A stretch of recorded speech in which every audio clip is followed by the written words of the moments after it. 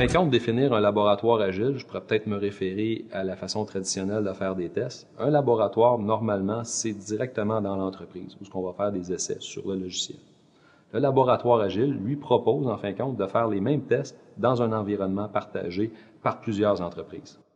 La mission du laboratoire agile est d'augmenter la productivité des entreprises. Ensuite de ça, d'augmenter la couverture de tests associés aux tests logiciels et ultimement de réduire les coûts d'opération. En fin de compte, on augmente la productivité des entreprises par le laboratoire parce qu'on propose des meilleurs outils, des meilleures pratiques, une meilleure façon de gérer les exigences. Souvent, en entreprise, le test est le parent pauvre. Donc, on n'a pas les outils, on n'a pas les ressources, on n'a pas le temps. Avec le laboratoire agile, en fin de compte, on a les meilleures pratiques accessibles pour tous les types d'entreprises, qu'elles soient petites ou qu'elles soient grandes. Un exemple, en fin de compte, qu'on peut facilement mettre en place, c'est l'automatisation des tests. Souvent, en entreprise, nous n'avons pas les outils pour faire l'automatisation. Donc, les tests sont faits manuellement. Il y a un testeur qui va tester une interface. Si on a des outils automatisés, on peut, par exemple, penser faire des tests en parallèle. Donc, le testeur pourrait faire en partie des tests manuels sur une partie du logiciel et lancer des tests automatisés en même temps sur une autre partie. La norme ISO 17025, c'est une référence mondiale pour les laboratoires certifiés. Les thèmes, en fin de compte, associés à ISO 17025, c'est premièrement la traçabilité, la répétabilité, la réutilisation et la calibration.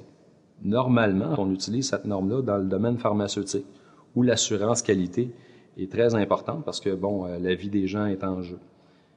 L'idée est de réutiliser la norme ISO 17025 pour tester du logiciel, donc d'avoir les meilleures pratiques de laboratoire dans un contexte où normalement c'est plutôt le flou artistique qui domine.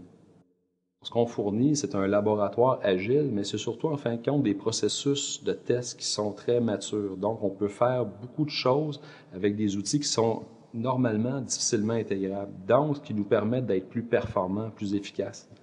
Donc, dans le même laps de temps, on peut augmenter la couverture de tests et donc avoir un meilleur produit en bout de ligne. L'idée première, c'est d'accéder au laboratoire agile par l'Internet via un lien sécurisé.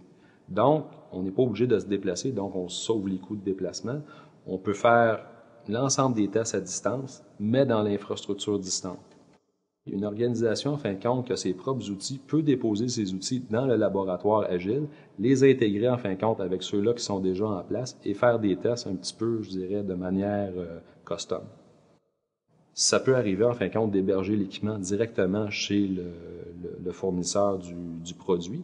Donc, on met l'équipement en ligne avec notre laboratoire, ou si le fournisseur n'a pas d'endroit physique, en fin de compte, pour son propre laboratoire, mais il peut être, en fin de compte, hébergé dans les locaux du laboratoire agile à Montréal.